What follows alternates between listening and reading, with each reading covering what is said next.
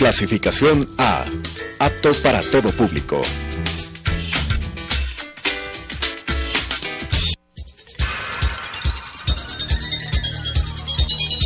Las opiniones vertidas en este espacio por la producción y dirección del programa son de exclusiva responsabilidad de sus autores y de quienes intervienen en ellos.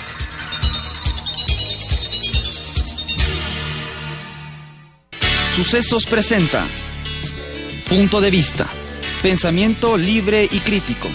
Día a día buscaremos diferentes visiones para la comprensión de la realidad del tercer milenio.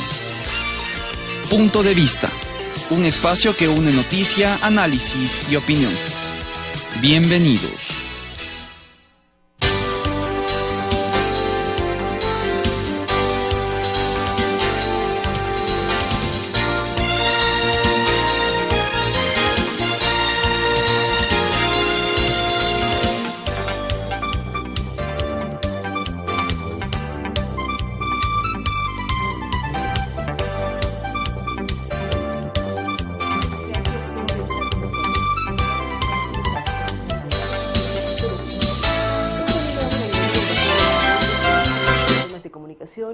Fue parte de la Cordicom, con quien queremos hablar sobre la ley de comunicación y lo que significa el reglamento que la acompaña. ¿Qué está ocurriendo, Hernán, en el Ecuador, luego de que ya hemos pasado bastante tiempo, prácticamente 2 años desde la aplicación de la ley? ¿Qué está pasando con los medios, con los sectores? ¿Se ha mejorado en la calidad de los mensajes, en la calidad de la programación, como buscaba la ley, y además hay más espacio para creatividad ecuatoriana, para grupos de Ecuador que hagan programas de buen nivel? Muchas gracias, Claudia, por la invitación. Bueno, en realidad van a ser 3 años, en pocos días más. 3 años desde que se aprobó la ley. Se aprobó el 23 de junio del 2013 y estamos en vísperas justamente del 3er aniversario. Eso ya hace que nosotros pensemos que hay ya un periodo más que suficiente como para poder mirar cuáles son los parámetros a través de los cuales se ha aplicado la ley, se ha aplicado su reglamento y se ha aplicado toda la normatividad secundaria que precisamente el Cordicom, el Consejo de Regulación y Desarrollo de la Información y la Comunicación, fue desplegando, digamos, a nivel institucional. Yo diría que en una evaluación global hay claroscuros, hay algunos aspectos que han mejorado. Primero, pongamos cuáles son los objetivos de la ley. Los objetivos de la ley son preservar los derechos de la comunicación, que son un cúmulo de derechos: el derecho a la libertad de expresión, el derecho a la libertad de opinión, el derecho al acceso a la información, etcétera, etcétera, de los ciudadanos. Para esto, la ley plantea no solamente que hay que poner límites y hay que regular contenidos que son inadecuados, y la ley sanciona 3 tipos de contenidos: contenidos violentos, contenidos discriminatorios y contenidos sexualmente explícitos en horarios inadecuados. Cuando se habla de tema de límites, no estamos coartando la libertad. ¿Cómo saber cuál es el límite que tengo para poder expresar? Usted ha puesto el tema de violencia, de sexismo, temas étnicos y también contenidos sexuales en horarios familiares. Así es. Como lo ve inclusive la visión más liberal del derecho, el derecho de una persona termina ya donde empieza el derecho de otra persona. Es decir, yo no puedo argumentar o arguir que en base a un derecho ilimitado de libertad de expresión, yo, por ejemplo, puedo discriminar a una persona, o puedo atacar la imagen, el buen nombre, la dignidad de nadie. Esos son precisamente los límites que la ley de comunicación, en el caso ecuatoriano, está poniendo. Yo creo que en ese sentido, una serie de contenidos han logrado finalmente ser erradicados, sobre todo, yo diría, de la televisión ecuatoriana. En la televisión ecuatoriana, usted se acordará, Claudia, había una serie de programas que constantemente, a veces diariamente, hacían mofa, hacían burla, discriminaban y excluían desde ese punto de vista a distintos colectivos humanos, a mujeres, a personas de distintas pertenencias étnico-culturales, a colectivos de distinta orientación sexual, etc. Hay muchos de esos programas salieron del aire. Pero varios, podemos decir, hay otros que están y no son de la mejor calidad. Así es. ¿Cómo garantizar esto? Porque usted dice, efectivamente van a cumplirse 3 años, no me confundí al inicio, pero hemos mejorado en la calidad, hay mayor acceso a la información y lo más importante, la creatividad. Los productores ecuatorianos tienen mayores posibilidades de presentar contenidos de calidad en los medios. Bueno, yo creo que ha mejorado relativamente. Efectivamente todavía existen rezagos de ese tipo de programas donde a través de estereotipos burdos y grotescos se está atacando la imagen de determinadas personas o determinados colectivos. Sin embargo, hay un elemento que es importante en los medios privados, fundamentalmente. El tipo de producción, el costo de la producción de ese tipo de contenidos es relativamente alto. Vivimos este momento en el país, no solamente desde ahora, sino en los últimos 2 años, quizá una merma significativa de lo que es la inversión de publicidad privada. De eso viven los medios privados. Y al haber esa reducción de ingresos para los medios privados, existe también una reducción de la capacidad que estos tienen para poder invertir en programas de buena calidad. Yo he conversado, hubo hace varios meses atrás, un evento organizado por Ecuavisa, por ejemplo, con productores precisamente alrededor del tema de producción sin discriminación. He conversado con productores de Ecuavisa, he conversado con colectivos sociales, y ahí los productores reconocían que si están obligados a producir no un capítulo de una serie semanal, sino a veces 2 y 3 capítulos, porque no tienen más presupuesto para hacerlo, no pueden contratar buenos guionistas, no pueden contratar buenos libretistas, inclusive los actores están constantemente empujados a ser espontáneos en sus diálogos, a hacer improvisación, y ahí es donde aparece muchas veces, porque los estereotipos surgen desde el inconsciente, salen hacia afuera, muchas veces se sigue violentando los derechos de las personas. Entonces, yo creo que es un tema complicado que va a llevar cierto tiempo. Creo que sobre todo hay que pensar en que hay necesidad de crear una cultura por parte de los productores de contenidos y por parte del público. A mí me parece que uno de los elementos más deficitarios en la aplicación de la ley de comunicación precisamente responde a la falta de integración de las personas en general, para que ellos puedan ser quienes están constantemente monitoreando y constantemente haciendo una demanda para que se respete sus derechos. Pero por un lado es la ley de comunicación, pero por otro lado es la formación que tenemos, que tiene que ver más con la parte educativa. Exactamente. ¿Cómo nos forman desde la escuela o el colegio para lectura de imágenes? Por ejemplo, jamás nos enseñan eso en colegio o en escuela. Si uno estudia comunicación, diseño, en fin, empieza a aprender esas temáticas. ¿Cómo formar una masa crítica para revisar de medios y contenidos de medios? Este es un proceso a mediano y largo plazo, y un proceso donde se juntan, yo diría, el aspecto de la educación, el campo educativo, el campo de la cultura y el campo de la comunicación también. Hay una asignatura que se propuso hace muchos años, que es Educomunicación, que es educación a partir de medios de comunicación, de los contenidos de los medios, a entender cómo es la realidad del mundo y entender también críticamente, lectura crítica de medios, hacer lectura crítica de los medios, para que las personas puedan estar dotadas de estas capacidades y puedan ser críticos con respecto a lo que se está difundiendo. Sin embargo, lamentablemente, todavía acá en el sistema educativo se presta muy poca atención a ese tema, y se cree más bien que a veces dejando de lado estas materias y otras materias vinculadas con las humanidades y el campo de lo social, se pone demasiado énfasis en educación técnica. Creo que tampoco ha habido una tarea, digamos, muy significativa en términos de efectos por parte de las instituciones que se crearon para aplicar la ley de comunicación. Si bien es cierto, los 2 primeros años del Consejo, por ejemplo, hizo un esfuerzo enorme a nivel territorial de todo el país, a nivel de todas las localidades, casi de todas las provincias, para hacer talleres, por ejemplo, con ciudadanía, en relación con el conocimiento de lo que es la ley de comunicación, que conozcan sus derechos. Si una persona no conoce sus derechos, mal puede defenderlos, mal puede demandar que no se los violente. Y desde ese punto de vista, esa tarea ha quedado bastante inconclusa. Pero ¿no existen otras organizaciones como la Superintendencia de Comunicación también trabajando en eventos y en grupos de capacitación para que la gente aprenda, entienda y defienda la ley de comunicación? Ese es un problema. La Supercom, la Superintendencia de Información y Comunicación, ha ido mucho más allá de sus atribuciones y competencias. La Ley Orgánica de Comunicación no dice en ningún momento que sea función de la Supercom hacer, por ejemplo, lo que está haciendo, concursos entre estudiantes universitarios para alrededor de conocimiento de la ley de comunicación y de los derechos de comunicación. En ninguna parte de la ley dice que la Supercom deba hacer eso.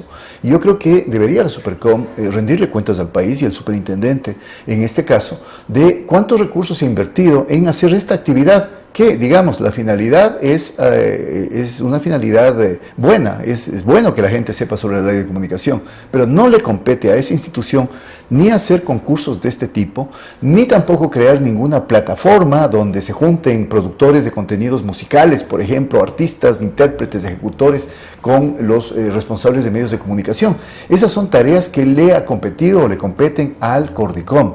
Lamentablemente en este país muchas veces las instituciones hacen superposición de funciones, se salen de sus atribuciones y en este caso terminan produciendo esto, terminan invirtiendo una suma considerable de recursos en actividades que no les competen y el efecto es el contrario, no se termina produciendo, digamos, una nueva conciencia, una nueva cultura entre la ciudadanía para que pueda entender qué dice la ley de comunicación, cómo le beneficia y cómo poder aplicarla adecuadamente. ¿Cuáles son las competencias de cada institución vinculada al área de comunicación y al control y a la mejora del tema? Usted hablaba, Hernán, al inicio, que hay claroscuros, que hay cosas buenas y mencionaba el tema de que hay espacios que han salido del aire y lo ve como positivo. ¿Cuáles son los problemas más duros que enfrenta el poner en práctica la ley con su código y con su reglamento? Sobre todo la falta de vigencia de los derechos de participación ciudadana.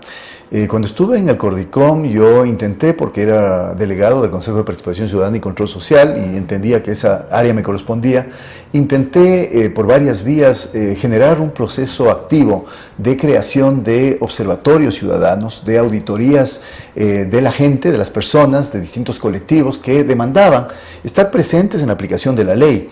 Trabajamos activamente en El Oro, trabajamos activamente en Cuenca, trabajamos activamente en Machala, trabajamos activamente en Quito, inclusive con el Consejo de Participación Ciudadana y Control Social para crear estas instancias, porque si la gente no está consciente y no actúa de manera directa en el ejercicio de sus derechos, no se va a lograr cambiar, no puede seguir actuando de oficio la Supercom para castigar o para sancionar violentamientos de la ley en el caso de contenidos violentos o discriminatorios.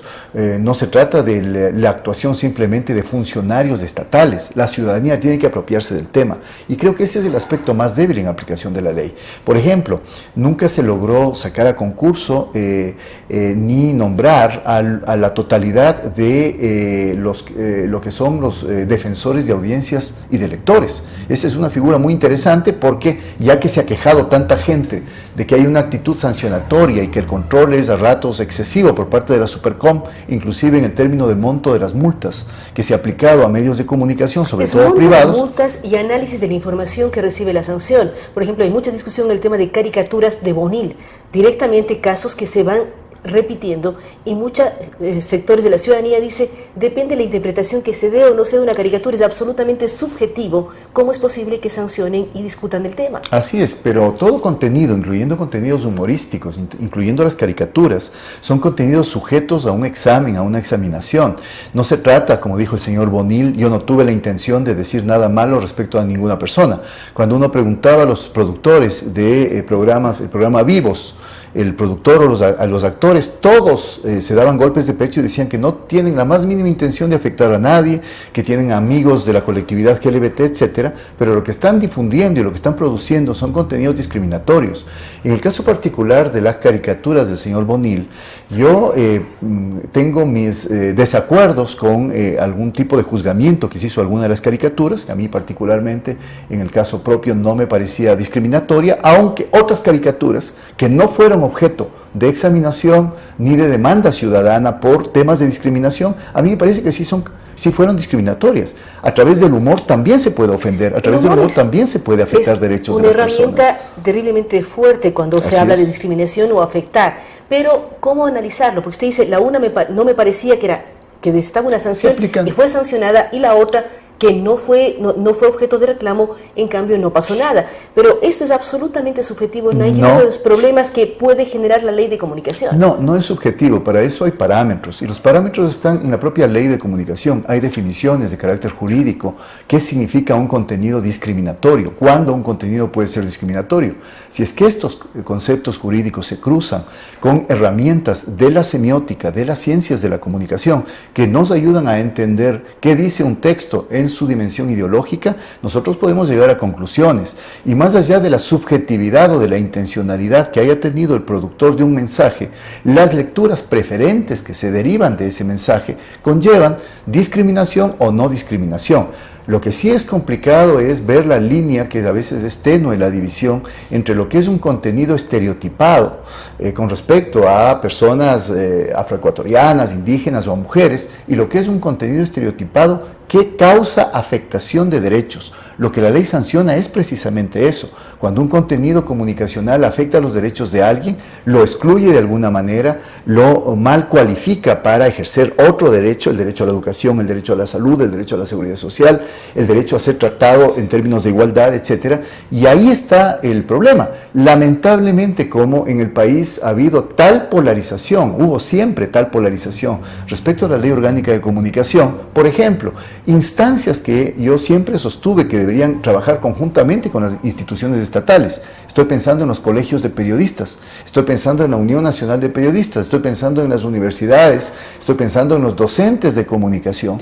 Debía haberse generado precisamente un trabajo conjunto para que exista legitimidad en el sentido de la aplicación de la Ley Orgánica de Comunicación. Si ellos hubieran estado integrados, yo creo que se hubiera conseguido dos efectos importantes. Primero, hubiéramos podido contar con los propios productores de contenidos, en este caso periodistas y programadores de contenidos, para que podamos de alguna manera llegar a un acuerdo de por qué se está violando la ley si es que se están difundiendo distintos contenidos. Pero usted dice, debíamos, ¿por qué no hacerlo ahora? Apenas va a cumplir 3 años la ley. Así es. Es un proceso que puede llevarse a cabo. No olvidemos que estamos en proceso, aunque sea reiterativo, de volver a calificar frecuencias radiales. Es decir, estamos permanentemente modificando temas, buscando otras opciones. ¿Por qué no trabajar en capacitar el análisis y la revisión tanto de la ley como del reglamento? Es deseable hacerlo, es necesario hacerlo. Lamentablemente es poco viable hacerlo. Y precisamente por lo que le digo, porque la ley, desde que fue discutida, se estaba discutiendo en la Asamblea Nacional,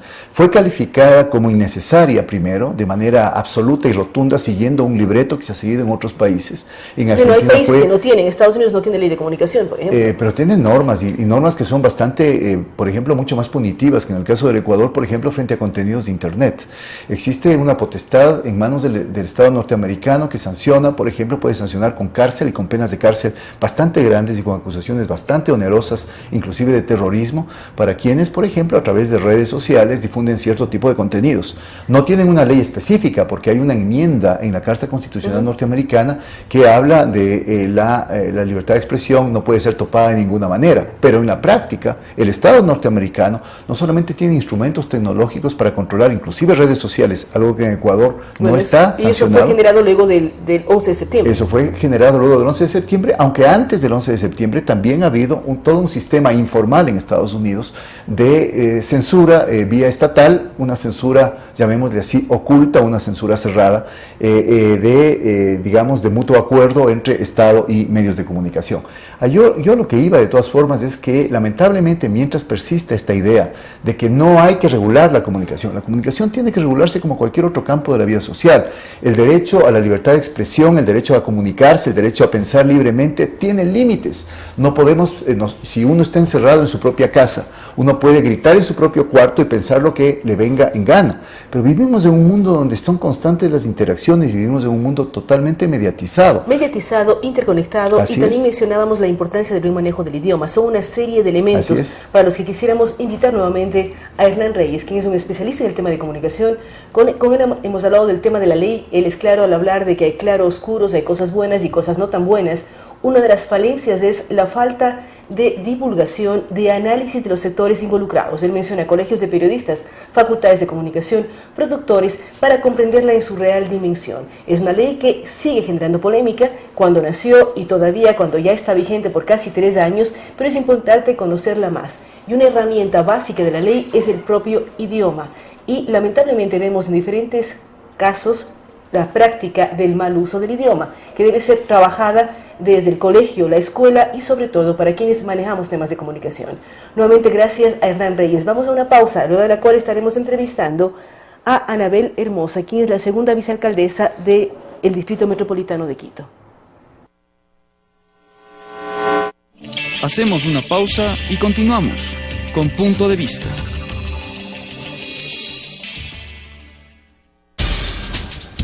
Telesucesos es un canal de televisión comprometido por entero a la noble tarea de comunicar con responsabilidad. Somos un medio de comunicación que educa, informa y entretiene con una probada ética profesional. Canal 29 se identifica plenamente con la nueva televisión de vanguardia. Somos Telesucesos, porque Quito TV.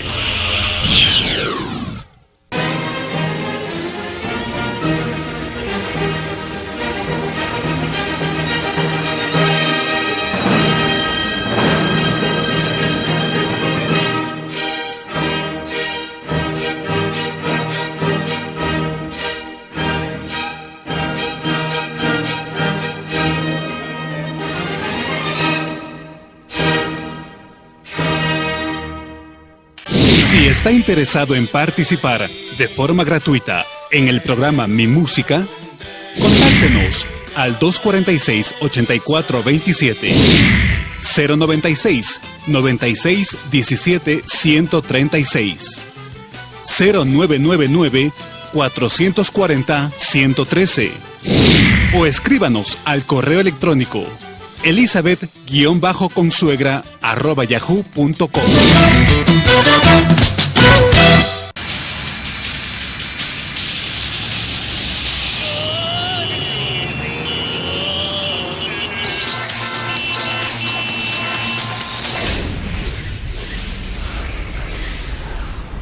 Tómelo con calma.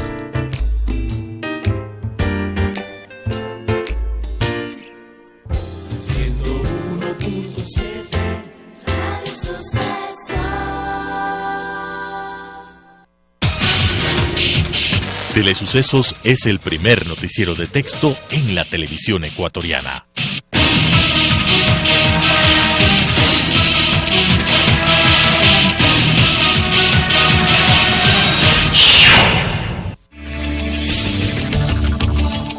Con estas ideas y opiniones, regresamos con Punto de Vista.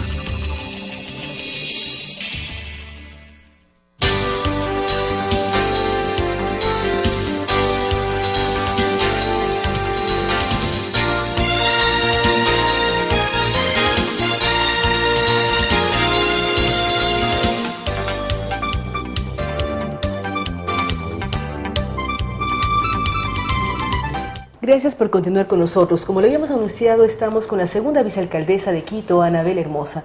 Con ella queremos hablar un tema que diariamente nos preocupa a quienes vivimos en la ciudad capital. Es el tema del tráfico y movilidad. Vicealcaldesa, ¿cómo trabajar en esto? ¿Cómo mirar, cómo mejorar un problema que no es de ahora, se arrastra por varios años, pero cada vez tiene momentos más complejos para movernos dentro de la ciudad capital? Así es, muchísimas gracias, Claudia. Un saludo cordial a todos los que están pendientes de la entrevista y sobre todo de hablar de la ciudad. Como tú lo has dicho, el transporte es uno de los problemas fundamentales que aqueja a nuestras ciudades, no solamente de Quito, sino también de Latinoamérica. Pero esto lo hemos venido trabajando desde hace muchos años, Claudia, con la implementación. El trolebús, por ejemplo, el corredor Central Norte, la Ecovía. El trolebús mismo va a cumplir casi ya 20 años de servicio a la comunidad, pero esto ha sido un trabajo en la determinación y definición de políticas claras de movilidad, hacia dónde queremos llevar a la ciudad en el campo de la movilidad, y ahora tenemos y estamos atravesando un grave problema, Claudia. Hay muchos proyectos que se están interviniendo en la ciudad.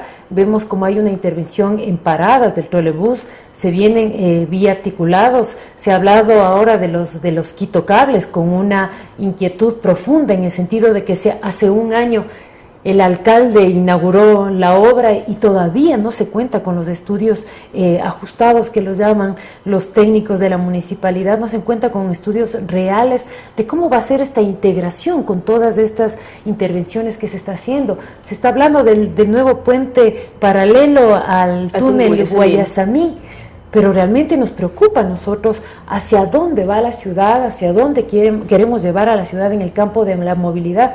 Conversábamos hace un momentito con Claudia y definíamos que una de las políticas claras que debe tomar la administración municipal es determinar justamente una política que se lo ha venido anunciando hace mucho tiempo.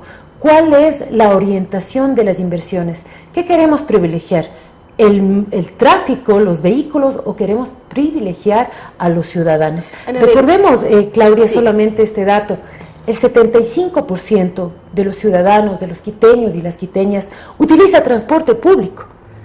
Y yo creo que las políticas y los lineamientos deben ir dirigidos a mejorar el transporte público. Hablábamos de seguridad y decíamos, si hay una política clara de desincentivar el uso del vehículo particular por las condiciones geográficas de nuestra ciudad, ambientales, pues mandemos todas las inversiones y prioricemos el transporte público, mejoremos el transporte público. De otro eje, que es el tema seguridad, Anabel. Hay varios temas. Ustedes, en la administración anterior, con el alcalde Augusto Barrera, hicieron una serie de elementos como implementar el pico y placa, que inicialmente, aparentemente funcionó en algo, pero ahora vemos que el parque automotor es demasiado grande para que las horas que no podemos circular sean suficientes. Así es. Entonces, ¿cómo garantizar o cómo analizar nuevas medidas al respecto? Usted es parte del municipio, usted es parte de quienes fueron la administración anterior, que tenía una serie de políticas que se están manteniendo. La construcción del metro, o la idea del metro, se inició con Augusto Barrera y la continúa Mauricio Rodas,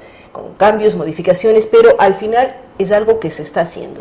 ¿Cómo? Usted habla también de invertir más en transporte público. Yo le decía, lo importante es no solamente invertir en tener más unidades, mejores paradas, sino el tema seguridad. Cómo garantizar a los quiteños que cuando tomen una metrovía, un bus, un trolebús o como se le llame, no sean robados en el trayecto de viaje, no sean maltratados en el caso de las mujeres, que uno se suba cargada computadora, cartera, con tacos, y sobreviva de manera positiva al trayecto del bus. Así es, Claudia, y volvemos a tomar y a retomar sobre qué es lo que queremos de la ciudad en el campo de la movilidad.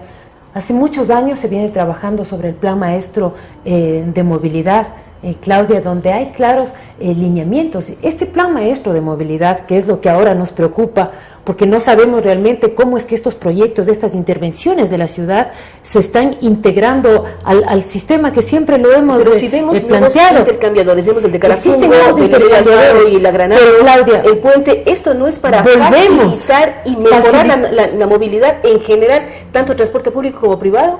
Eso es lo que tenemos que definir, Claudia. ¿Qué queremos facilitar? ¿El transporte privado o el transporte público, donde, volvemos a repetir, el 75% de los ciudadanos de Quito se mueven en transporte público?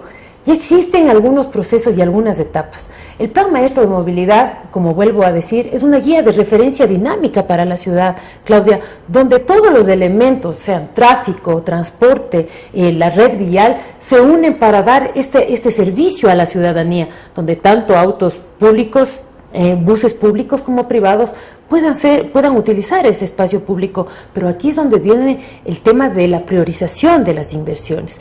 Pero este plan maestro no solamente define temas técnicos ni los sistemas de que se van a implementar en la ciudad, también se convierte en una guía y de comunicación directa con la ciudadanía. La pregunta es, ¿está funcionando? ¿Existe? Y se esa es la preocupación, Claudia. Porque usted es parte del municipio. Por supuesto, y esa es una de nuestras preocupaciones, y hemos sido muy críticas con la presente administración, en el sentido en que se defina claramente cómo estas intervenciones en el campo de transporte, por ejemplo, consolidan el sistema integrado de transporte. Habíamos manifestado también con la intervención de los corredores Central Norte, Ecovía, todos los corredores del sistema de transporte del sur, que consolidan un solo sistema. Es decir, corredores troncales con buses articulados de gran capacidad, eso ya lo hemos venido trabajando en la ciudad, con paradas, con estaciones, todas las sistema convencional también que existe y que debería integrarse en un solo sistema. La modalidad, por ejemplo, del sistema de recaudo, de tarjeta única, boleto único de nuestros ciudadanos para que puedan utilizar todos los sistemas. Ahora que vamos a tener el metro de Quito, los corredores del sistema de alimentadores, los sistemas de ayuda a la explotación y de información al usuario, nos preocupa que esos temas que son importantes para modernizar para brindar un mejor servicio a la ciudadanía, donde viene acompañado del tema que estábamos analizando también, el tema de seguridad en el transporte público, no solamente para las mujeres, sino para los niños, para los adultos mayores, es decir, un sistema amigable al ciudadano y también amigable al tema ambiental. Pero estos son temas que han quedado relegados, Claudia, estos sistemas del recaudo, del sistema integrado de recaudo, donde hay una caja de compensación, donde los viajes cortos subsidian a los viajes largos y nos permite tener una tarifa plana, ¿no es cierto?, donde estamos fortaleciendo lógicamente y privilegiando a aquellos viajes largos que se realizan en la ciudad, que vienen desde las periferias hacia el hipercentro de la ciudad. Pero estos son temas que deben ser tratados de manera integral. ¿Y qué es lo que nos está preocupando, Entonces, Claudia? usted como vicealcaldesa pide que se trate de manera integral y que exista un plan de movilidad. ¿Qué ocurre también con la periferia que usted menciona? Es decir, los valles, las zonas externas del hipercentro, que son las que generan problema, porque muchas veces uno tiene que analizar cuántos vehículos llegan de Cumbayá o del Valle de los Chillos a Quito diariamente, que son los que generan muchos problemas. Es indispensable tener opciones para moverse de los valles de la ciudad. Totalmente, Claudia. Y ahí, por ejemplo, una de las propuestas que se venía trabajando hace algunos años y que no ha sido retomado por la presente administración es los trenes de cercanía justamente hacia los valles. Una solución que debe ser estudiada, debe ser analizada, debe ser debatida.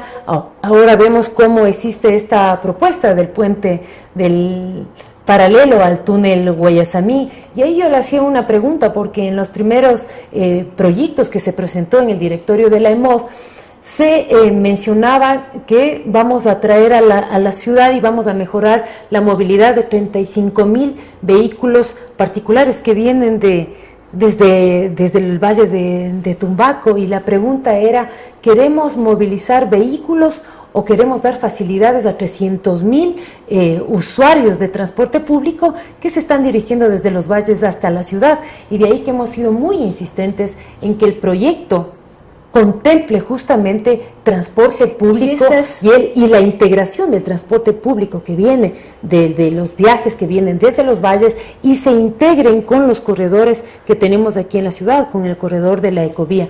Pero esa es una preocupación que la hemos expuesto. Ahora vemos, ¿cómo Claudia, son recibidas sus inquietudes, sus preocupaciones en el seno del Consejo? Justamente, Claudia, de la empresa municipal de obras públicas, del plan maestro de transporte. Así es, Claudia. ¿Qué ocurre con las inquietudes de ustedes? Me parece que a los ciudadanos al interior del Consejo. Las inquietudes creo que de alguna manera han sido recogidas. Yo ahora me quedo un poco más tranquila porque veo que ya en la propuesta, por ejemplo, del puente, del túnel Guayasamí, ya se está hablando del transporte público. Ahora también hay que analizar que este transporte público que viene de los valles tenga una integración modal con el sistema de corredores, con la ecovía, los viajes que se realizan hacia el norte, hacia el sur. Yo creo que eso hay que seguir insistiendo por parte de nosotros como representantes de la ciudadanía, que se garantice que todas las medidas, que todas las intervenciones que se realicen en la ciudad sean de manera integral y que vayan realmente a mejorar la calidad de vida de los ciudadanos. En el caso de los quitocables, que son ahora tan renombrados, Claudia, que se planteó, por ejemplo, la ruta de la Pizulí, de la Roldós hacia la Ofelia, yo creo que debemos garantizar a los ciudadanos de esos barrios que realmente va a haber una mejora en el servicio de transporte. Los quitocables, el sistema de los cables aéreos, Claudia, en las ciudades de Latinoamericana han tenido muy buenos resultados. Uno ve Medellín como ejemplo, en Medellín es muy exitoso. Es un éxito en Río de Janeiro. Pero la conexión del metrocable con el metro. Eso es lo que estamos pidiendo, que esta intervención, primero, que sea realmente una real... que traiga reales beneficios para la ciudadanía, porque estos cables funcionan muy bien y le pongo, Claudia, un ejemplo de lo que sucede con los aerocables en la ciudad de La Paz, en el Alto de La Paz. Estas líneas que se generan, por ejemplo, en el Alto de La Paz, tienen una población en el punto más alto del servicio de 900,000 pasajeros.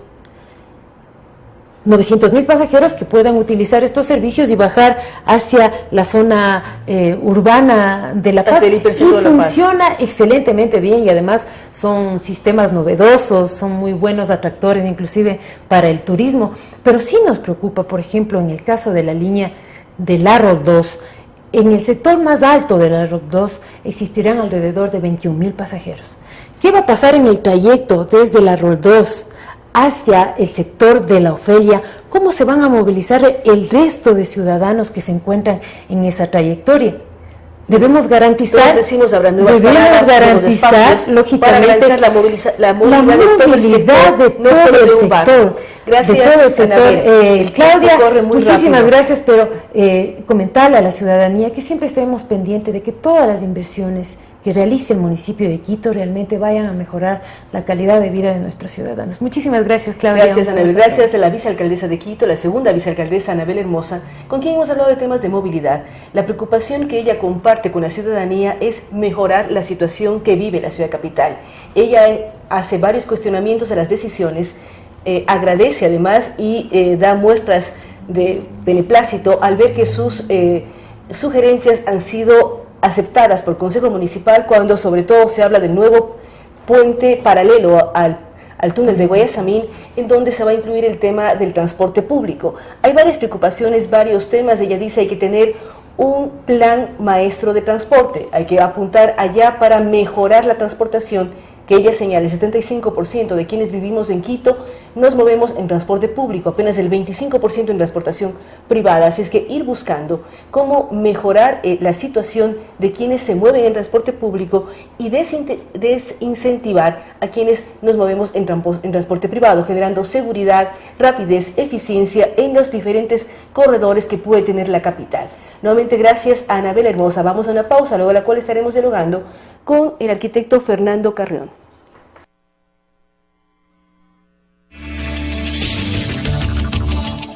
Hacemos una pausa y continuamos con Punto de Vista.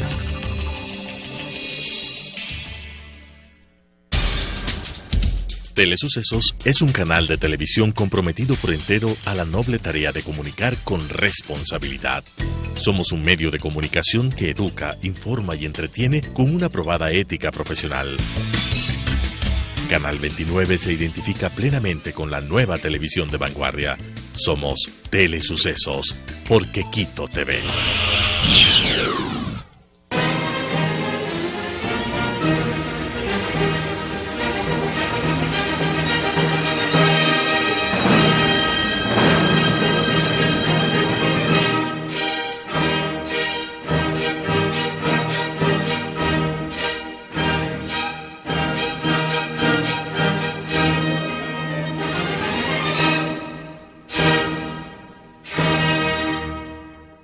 Si está interesado en participar de forma gratuita en el programa Mi Música, contáctenos al 246-8427, 096 96 17 136, 0999 440 113, o escríbanos al correo electrónico elizabeth-consuegra@yahoo.com.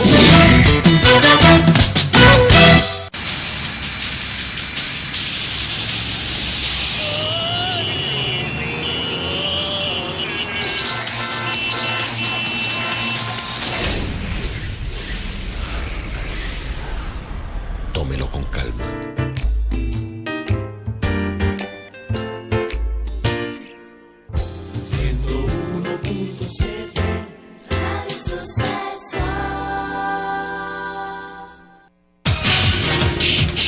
Telesucesos es el primer noticiero de texto en la televisión ecuatoriana.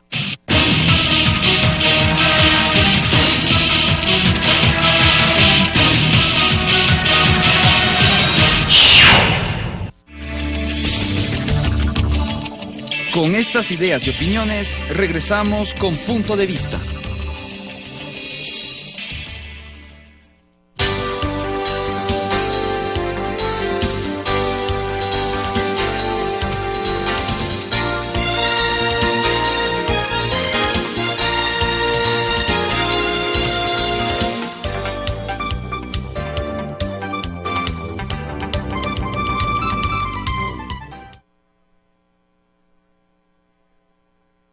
Gracias por estar con nosotros. En este momento queremos dar la bienvenida al arquitecto Fernando Carrión. Hay varios temas que Fernando conoce a profundidad y uno de ellos es el tema futbolístico. Estamos a vísperas del famoso partido entre Estados Unidos y Ecuador. Yo quisiera hablar con él sobre qué significa que la Copa América cumpla 100 años. Es decir, este certamen que une inicialmente a Latinoamérica, ¿cómo está funcionando? ¿Desde cuándo empezaron a incluirse México o Estados Unidos dentro del certamen de fútbol que unía a América Latina? Bueno, para empezar, yo quisiera hacer aquí una aclaración. No estamos jugando una Copa América. Lo que estamos jugando es la Copa Centenario, que es una copa en homenaje a los 100 años de la Copa América. La Copa América la organiza la CONMEBOL, que es la Confederación de Fútbol de los 10 países de Sudamérica. Y ahora están organizando la CONMEBOL más la CONCACAF. La CONCACAF organiza las selecciones del Caribe, de Centroamérica y Norteamérica. Y entonces hoy día es simplemente un torneo conmemorativo. Por eso es que hay que hacer también una aclaración, principalmente al entrenador de la selección del Ecuador, que incluso a todos los que hacemos análisis de fútbol nos dijo idiotas, no sé si con conocimiento de causa o no, pero no es que estamos haciendo historia en este caso, porque ahora estamos jugando con Haití, estamos jugando con Jamaica, estamos jugando con Panamá, cosa que antes se jugaba solo entre los 10 países de Sudamérica. Y en ese sentido yo creo que más bien es muy interesante esta aproximación que se está planteando entre las dos confederaciones para en un futuro plazo poder ahí sí organizar una Copa América, como está ocurriendo este rato con la Copa Europa, que es la que una Copa América que una las tres Américas, norte, centro y sur. O sea, que sea de América. Que sea de América. Exacto. Pero, ¿por qué decir que en el caso, nosotros estamos, se habla de una participación histórica porque estamos en el nivel en que pasamos estamos. Pasamos a una segunda fase. ¿Por qué analizar y decir no es la Copa América, pero sí es el festejo de la Copa América? O sea, no logramos entender quienes no sabemos de fútbol. A ver, lo que está pasando ahora es una reestructuración de la hegemonía mundial del fútbol. Y en esa perspectiva, la CONMEBOL, es decir, Sudamérica, que fue una de las regiones más dinámicas respecto del fútbol con Europa, está perdiendo peso. ¿Por qué? Porque en la FIFA solo tiene 10 votos. El África tiene 54 votos. Asia tiene 48 votos. Entonces, la única posibilidad de que Sudamérica pueda tener hoy día un peso mayor en la FIFA es aliándose con la CONCACAF. Y no solo en términos políticos dentro de la FIFA, sino también en términos económicos. ¿Por qué? Porque los Estados Unidos y México ya entraron al fútbol grande. Y son dos países enormes. Los Estados Unidos tiene 380 millones de habitantes, México tiene 120 millones de habitantes, y esos son mercados muy grandes. Y podemos hablar de selecciones como la de Puerto Rico, Costa Rica, en el último mundial, que tuvo gran presencia. Sí. Selecciones que históricamente no tenían una participación brillante, por decirlo así. Costa Rica demostró todo lo contrario en el último mundial de fútbol y es parte de la CONCACAF. CONCACAF, sí. Tengo miedo de confundirme. Con este siglo de las siglas que se dice. A ver, la Copa Libertadores de América, que es de clubes, este rato invita a México. No es que forma parte México de la Copa Libertadores de América. Tan es así que en la final que participó un equipo mexicano, la idea no era de que jueguen ida y vuelta, porque como es un equipo invitado, no puede llegar a ser campeón.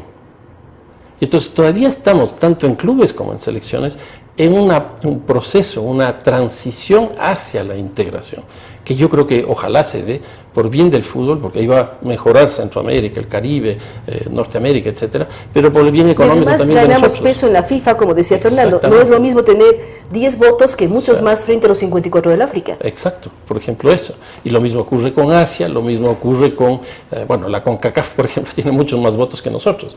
Y en términos de fútbol nos significan lo que la CONMEBOL o Sudamérica significa en el Concierto Internacional del Fútbol.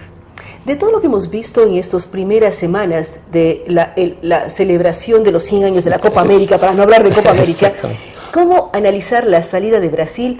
El día de ayer también sorprendió a todo el mundo que el primer gol del partido Panamá-Chile lo ponga Panamá. Igual ganó Chile, pero un poco son elementos que están demostrando cambios en el mundo del fútbol. Bueno, yo creo que Venezuela, otros equipos están ganando fortalezas. Han habido sorpresas, como en todos los campeonatos existen. En este caso yo creo que dos sorpresas negativas, llamémosles así, es la salida de Uruguay, que está con el Ecuador en las eliminatorias en primer lugar. y Brasil. Pero también en las eliminatorias en primer lugar, y también si uno vuelve a hablar de la Copa Libertadores de América, equipos muy jóvenes como el Independiente del Valle está llegando a niveles que a todos los ecuatorianos nos encantan, a todo el mundo, pero es un equipo totalmente nuevo. Sí, totalmente nuevo. Entonces, las dos sorpresas. Brasil, yo creo que es un proceso interno, que hicieron una apuesta por un fútbol, en el Brasil le llaman la militarización del fútbol, que es el caso de Scolari como entrenador y Dunga como entrenador. Que Dunga ayer salió. Porque ellos básicamente lo que han hecho es recuperar el fútbol fuerte, el fútbol defensivo, el fútbol más táctico que técnico, que es lo que era el Brasil. Y entonces ahí sucumbieron. ¿Hay sorpresa o no? Porque el gol con el que pierden la clasificación es un gol de mano. Sí, pero no hay que olvidarse también que con el Ecuador empata con un gol que le anularon al Ecuador porque supuestamente salió la pelota. En este caso del gol de mano, lo que ocurrió es que es por primera vez que a Brasil le pita un árbitro en contra. Por primera vez, históricamente a Brasil había sido muy difícil que ocurra esto. Entonces ahora ya se ve que el Brasil ya no está en el nivel en que estaba antes, ni es lo que era antes, incluso en términos institucionales y en términos de la justicia del fútbol. Hay una serie de elementos, Fernando, pero también hay elementos extraños al fútbol, el tema seguridad. Fuera de micrófonos hablábamos del lío de Orlando, Fernando mencionaba esta matanza terrible en Kenia. Está involucrada dentro de estos festejos, tanto en la Copa Europea, en la Eurocopa, con la celebración de la Copa América. ¿Hay riesgos para quienes estén en los partidos? ¿Qué pasa en este extraño mundo en el que estamos viviendo? Bueno, aquí hay que hacer una comparación entre la Eurocopa, es decir, el mismo torneo que nosotros estamos teniendo aquí en América Latina, esta Copa América, o Copa Centenario más estrictamente, en términos de la violencia. En el caso del partido entre Rusia e Inglaterra, la UEFA estuvo a punto de expulsar a los dos equipos por los hechos de violencia que se produjeron. ¿En la cancha? Fuera de la cancha, entre hinchas ingleses y rusos. Y lo mismo ocurrió entre Alemania y Ucrania. Hay más de 100 heridos producidos por esos enfrentamientos. En los Estados Unidos, ahora que estamos participando todos los salvajes, los incivilizados, etcétera, etcétera, no ha habido un solo incidente de ese tipo. Entonces, pero la culta Europa genera los problemas que genera. Entonces, eso es lo que hay que comparar. La violencia está en Europa ahora, no está aquí en América Latina. Los salvajes están allá, no están acá en América. Eso por un lado. Y lo otro, claro, acabamos de vivir una cosa terrorífica en Orlando, donde hasta ahora no nos ponemos de acuerdo respecto de qué es lo que realmente ocurre. Y es terrible, cuando uno lee la información, son 3 horas en que un señor dispara al interior de un centro nocturno, y por el ruido del centro nocturno, la gente piensa que son efectos de la música. 3 horas disparando. ¿Cómo entraron esas armas? O sea, son cosas que uno no se explica. ¿Cómo esa persona adquirió esas armas una semana antes? Aquí lo que yo veo es un debate respecto de 3 cosas importantes. Uno, lo que es ese gran debate sobre la posibilidad de adquirir las armas en cualquier mercado, en cualquier esquina en los Estados Unidos. Ahí hay una asociación muy fuerte, la Asociación Nacional del Rifle, que tiene un poderío económico y político que impide que se vendan las armas a quien quiera. Una cosa. La segunda es que se produce esto en un bar, una discoteca, donde tradicionalmente grupos gays se reunían a divertirse, a jugar, a bailarse, etcétera, etcétera. Y entonces ahí aparece el delito de odio. Y el tercero, toda esta cosa empieza a buscarse vínculos con ISIS. Y entonces aparece el terrorismo. Entonces, terrorismo, odio y las armas. Todavía no se sabe quién mismo es. Esperemos que sea relativamente rápido. Pero aquí aparece la intervención del presidente Obama. Y él hace la distinción exacta entre odio y terror. Y hay algunas personas que ya se empiezan a plantear si el odio no genera terror y si el terror no genera odio. Entonces, ¿qué diferencia hay si es que es un acto de ISIS o si un acto aislado? Pero también hay que recordar las declaraciones de ISIS que llama a que los lobos solitarios actúen. Entonces uno puede ir teniendo diferentes análisis del hecho sucedido la madrugada del domingo. Sí, y ese es el problema que hay a este rato. No hay información como para decir ya fehacientemente qué es lo que pasa. Ahora, de todas maneras, los servicios de inteligencia, el FBI que tiene los Estados Unidos, yo creo que en un plazo relativamente corto sabremos algo un poco más cierto de lo que este rato está ocurriendo. ¿Qué hacer con el tema de Kenia? ¿Cómo analizarlo? Porque además hay masacres que no se visibilizan en los medios de comunicación al estar en otros áreas del planeta. Bueno, yo creo que ya las Naciones Unidas mismo planteó hace algún tiempo que estamos en la Tercera Guerra Mundial. Lo que ocurre es que los hechos de la guerra que se producen en Occidente, por ejemplo, lo que ha pasado en Francia, lo que ha pasado en los Estados Unidos, son interpretados por Occidente de una manera distinta de lo que pasa en Oriente. El día de ayer yo me enteré que en Kenia se había producido un asesinato de 147 personas y que más de 120 estaban heridas. En el Ecuador no se conoce. Y no nos condolemos de esa situación. Bueno, uno dirá, son negros o son africanos. Pero ¿por qué no tenemos la misma interpretación de un caso con otro? ¿Por qué CNN no hace una intervención periodística en esos hechos? Y eso está ocurriendo todos los días en Afganistán, en Irán, en muchos de esos países, y nosotros no vemos eso como de la misma manera que estamos viendo acá. Y casi todo esto estamos interpretando como si fueran temas religiosos, como si fuera un fanatismo religioso. Y yo creo que tampoco es así, son acciones y reacciones. Gran parte de lo que se está viviendo de la violencia en el mundo este rato, de este tipo de hechos de terrorismo, provienen de las incursiones que se tuvo en Irán en su tiempo, de las incursiones que se tuvo en Afganistán y de lo que está ocurriendo hoy día en Siria. Por ejemplo, esa migración de población que ya Siria prácticamente va a quedar sin nada. Pero por otra parte, una migración que está detenida en campos de refugiados de una manera terrible y en Europa no queriendo recibir más refugiados. Y lo que estamos viendo, por ejemplo, los actos terroristas estos en los Estados Unidos, la mayoría son producidos por gente que nació en los Estados Unidos. Por ejemplo, este muchacho es de origen afgano, su padre es afgano, pero él nació en los Estados Unidos. Entonces, probablemente él tiene en su cabeza todo el conflicto de la guerra.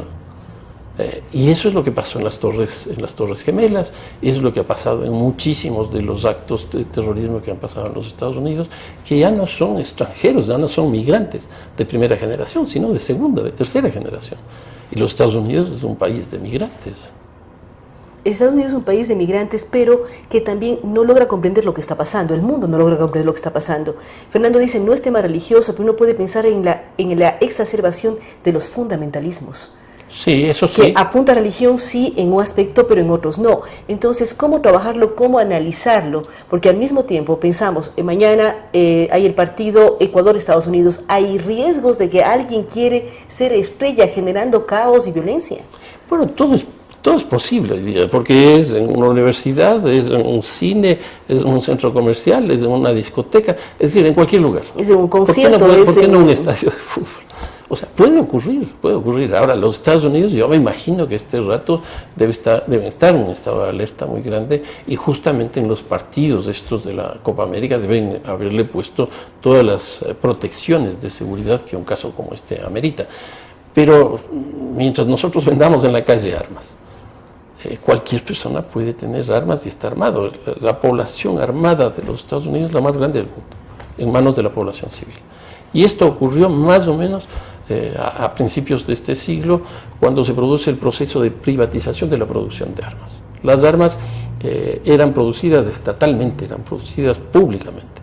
Pero a partir de eso se privatiza el proceso de producción de armas, y con el antecedente de que los Estados Unidos tenía históricamente esta condición de que cualquier persona podía acceder a las armas, pues se dio la coyuntura favorable, y hoy día lo que tenemos desde en la calle, en el estadio, en la discoteca, en cualquier lugar, pues cualquier persona puede hacer acto de violencia. Y hay un debate permanente en Estados Unidos sobre el acceso libre a armas o restringir hasta cierto punto.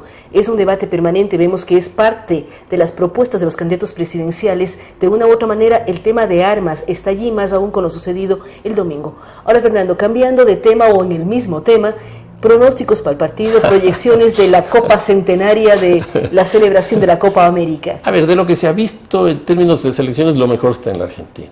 Claro que le ha tocado con equipos relativamente débiles, a excepción del caso de Chile, porque ha jugado con Panamá y ha jugado con Bolivia, que son dos equipos que por lo menos no han mostrado en este último tiempo fortaleza, pero entra invicto.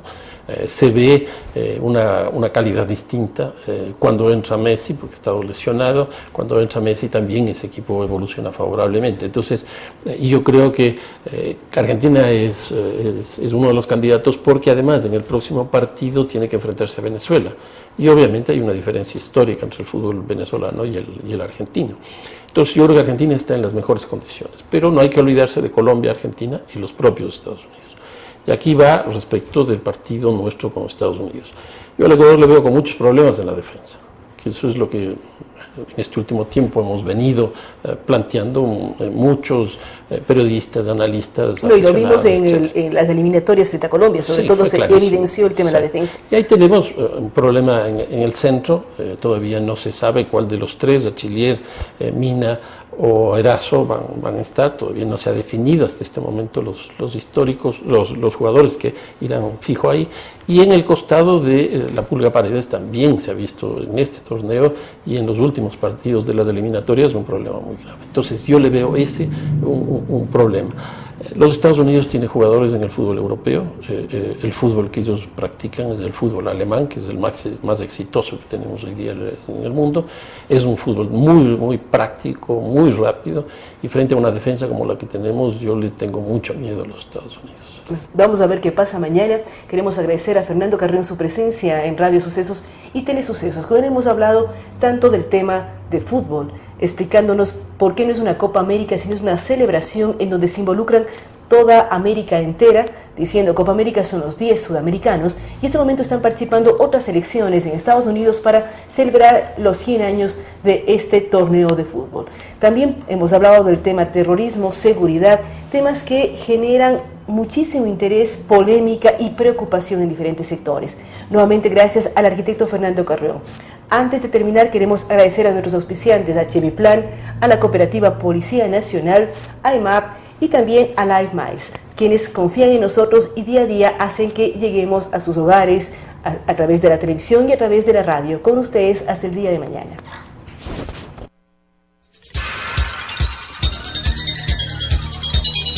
Las opiniones vertidas en este espacio por la producción y dirección del programa son de exclusiva responsabilidad de sus autores y de quienes intervienen en ellos.